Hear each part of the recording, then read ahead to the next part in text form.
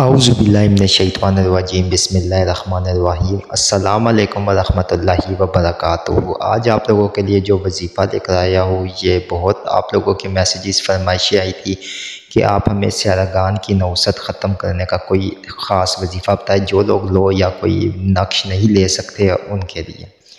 तो ये बड़ा ज़बरदस्त बेइंतहा मुजर्रब वजीफ़ा है। सबसे पहले ये चीज़ जो है ना, सबसे अहम बात है कि अगर आप लोगों को ये चीज़ पता चल चुकी है, कंफर्म हो चुकी है, कामिल वाली यूट्यूब चैनल को सब्सक्राइब करें, वीडियो को लाइक करें, कमेंट में अल्लाह लिखें और इस वीडियो को आप शेयर करें तो आपको इस अमल की इजाज़त हो जाएगी। अगर आपको इस चीज़ की बिल्कुल कंफर्मेशन हो चुकी है कि आपके ऊपर सैरागान की नौसत है, किसी भी स्यारे की है, एक स्यारे की है, दो की है या चार की है, तो आप फिर उस मुताबिक इस अमल को कर सकते हैं। ठीक है, यह कंफर्मेशन होना लाजमी है। लेकिन वैसे मैं आपको बता देता हूँ, सैरागान की नौसत में सबसे बड़ी चीज़ ये होती है कि हर काम में रुकावट होती है, मतलब वो काम होता ही नहीं है। ठीक है, हर काम में रुकावट आएगी, रिस्क और रोज़ी के मामलात बहुत ज़्यादा डिस्टर्ब हो जाते हैं। ठीक है, जॉब के मामला डिस्टर्ब होते हैं, शादियों के मामला डिस्टर्ब हो जाते हैं, लाइफ जो है शादीशुदा ज़िंदगी डिस्टर्ब होकर रह जाती है। ठीक है, औलाद के मसले ये तमाम तक सैरागान की वजह से होता है। ठीक है, और हम लोग कहते हैं कि किसी ने जादू कर दिया, किसी ने बंदिश कर दिया, किसी ने जिन्नात मतलब छोड़ दिया, ऐसा नहीं होता, ये सैरागान की वजह से होता है। और ज़्यादातर सबसे बड़ी अगर किसी ने यह बात देखनी है ना कि उसके ऊपर सैरागान की नौसत है कि नहीं, तो वो इस चीज़ को देखे कि उसको वजीफ़ों में कामयाबी मिलती या नहीं। अगर जिसको वज़ाइफ में कामयाबी ना मिल रही हो, ठीक है, छोटे वज़ाइफ आप कोई भी कर रहे हैं या आप कुछ भी कर रहे हैं, ठीक है, कोई भी वजीफ़ा पढ़ते हैं आपको कामयाबी नहीं मिलती है, तो इसका मतलब ये कि 110% आपके ऊपर सियारों की नौसत है। या फिर आपके अगर एक टाइम में आप बहुत ज़्यादा आपके पास पैसा था, बहुत चीज़ें थी आपके पास और एकदम से आपके पास सब कुछ ख़त्म हो गया, कर्ज जारी है, तो भी आपके ऊपर सैरागान की नौसत है। ये बाज़ औक़ात ऐसे भी होता है कि जो लोग जादू करवाते हैं वो भी बाज़ औक़ात सैरागान की नौसत बन जाती है। ठीक है, ये भी हकीकत है। खैर, आज का वजीफ़ा मैं आपको बता रहा हूँ, ये सिर्फ वजीफ़ा आप पढ़ सकते हैं, लेकिन ये बात याद रखें, कंफर्म होना चाहिए कि आपके ऊपर सैरागान की नौसत है, क्या है, किस तरीके से, क्योंकि ये मैं सिर्फ आपकी फरमाइश पे वीडियो बना रहा हूँ।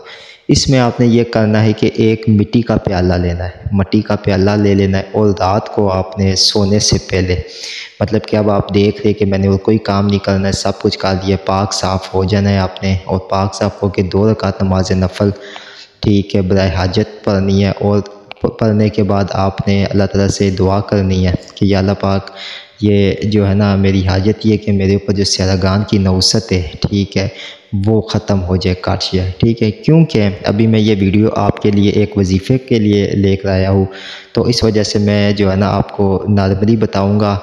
इंशाल्लाह डिटेल में एक बड़ी वीडियो मैं लेकर आऊँगा जिसमें आपको बताऊँगा कि किस तरह क्या चीज़ें आप इनसे जो है ना आप कर सकते हैं और क्या रेमेडीज़ है। लेकिन अभी ख़ुसूसन मैं वजीफ़ा आपके लिए लेके आया 2 रकात नमाज़ नफल हाजत पढ़ने के बाद आप अपने लिए दुआ करने के बाद मिट्टी का जो प्याला है उसमें आप पानी भरेंगे, पानी भरेंगे ताज़ा, मतलब ताज़े से मुराद ये होगा या तो वो पानी बोरिंग का जो होता है, पानी बोरिंग हुई होती है उसका हो, ट्यूबवेल का हो, कुएँ का हो, या फिर 7 मस्जिदों का पानी हो। ठीक है, टूटी या नलके से जो ऊपर से पानी आ रहा है वो पानी नहीं, पानी ताज़ा होना शर्त है। ठीक है, मिट्टी के प्याले में आपने वो पानी का लेना, 7 मस्जिदों का या पानी आप जो है ना एक बड़ी बोतल भर ले, ठीक है, उसमें से आप पानी जो है ना आपने भर लेना, मिट्टी के प्याले में डाल देना है। मिट्टी के प्याले में पानी डालकर अब आपने दुरूद शरीफ पढ़ना है, दुरूद इब्राहिमी 41 दफ़ा, 41 दफ़ा पढ़ने के बाद अब आपने जो है ना आपने सूरतुल फातिहा पढ़नी है। लेकिन सूरतुल फातिहा आपने इस तरह पढ़नी है कि सबसे पहले आप बिस्मिल्लाह 41 दफ़ा पढ़ेंगे, सिर्फ बिस्मिल्लाह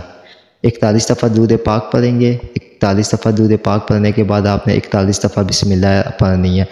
फिर 41 दफ़ा आप सिर्फ़ और सिर्फ सूरतुल फातिहा पढ़ेंगे और फिर उसके बाद 41 दफ़ा बिस्मिल्लाह पढ़ेंगे। फिर 41 दफ़ा दुरूद शरीफ पढ़ के आप अपने लिए दुआ करेंगे कि या अल्लाह पाक मेरे ऊपर जिस किस्म की भी सैरागान की नौसत उसको ख़त्म फरमा दे। ठीक है, ये पढ़ के आप 21 रोज़ अमल करें, इंशाअल्लाह ताला आपके कुछ मामलात बेहतर हो जाएंगे। ठीक है, मज़ीद फिर आगे मैं आपके लिए वीडियो लेकर आऊँगा जिसमें आपको ये बताऊँगा कि जो है ना इसमें क्या रेमेडीज़ है, क्योंकि एक हद तक वो बात होती है कि ये जो वजीफ़ा ये आपके एक हद तक जो है ना आपको महफूज कर देगा। ठीक है, आगे फिर ज़ाहिर बात है एक आपको दवाई दे दी है, उसने अपना एक काम रोक दिया है। ठीक है, लेकिन प्रॉपर हल इसका और प्रॉपर क्या चीज़ है वो फिर मैं आपको बताऊंगा। लेकिन इसकी निशानियां जो मैंने बताई है वो निशानियां अगर है तो फिर उस मुताबिक करें। या आपको कन्फर्म है कि आपके ऊपर सैरागान की नौसत है, क्योंकि सैरागान की नौसत में हमेशा ये चीज़ ध्यान में रखनी चाहिए कि जब भी सैरागान की नौसत बंद आती है ना, तो उसमें सबसे पहले ये चीज़ होती है कि आपका कोई काम भी नहीं होता है और वज़ाइफ नहीं चलते आपके, ठीक है। चाहे आप रिस्क के वज़ाइफ कार्य, चाहे इज़्ज़त के कार्य, शोहरत के कार्य, रुतबे के कार्य। और उसमें एक और ही होता है कि सैरागान की नौसत में कोई तावीज़ आपके ऊपर असर नहीं करेगा, ठीक है। इसकी ये निशानी होती है। दूसरी होती है कोई लो भी असर नहीं करेगी, ठीक है। हाँ, सैरागान की जो लो होती है, अगर उसके साथ पढ़ाई दी गई है, वो फिर असर करेगा, लेकिन वो लो असर करेगी जो स्यारा आपके ऊपर ज़्यादा हावी है या आपके जायचे में जो बहुत ख़राबी कार है ना, ठीक है, तो वो असर करेगा। बाज़ औक़ात आपने देखा है कि एकदम कोई वैसे ही ऐसा वो कर लेता है, रेमेडी कर लेता है जो फ़ौरी तौर पे असर करती है और उसका काम हो जाए। तो उसकी वजह क्या होती है? इसकी वजह ये होती है कि वो स्यारा उसका एकदम पॉजिटिव में आना शुरू हो जाता है, तुक्का लग जाता है। तो हर बार तुक्का नहीं लगता। उम्मीद करते हैं वीडियो आपको पसंद आई होगी। अल्लाह हाफ़िज़।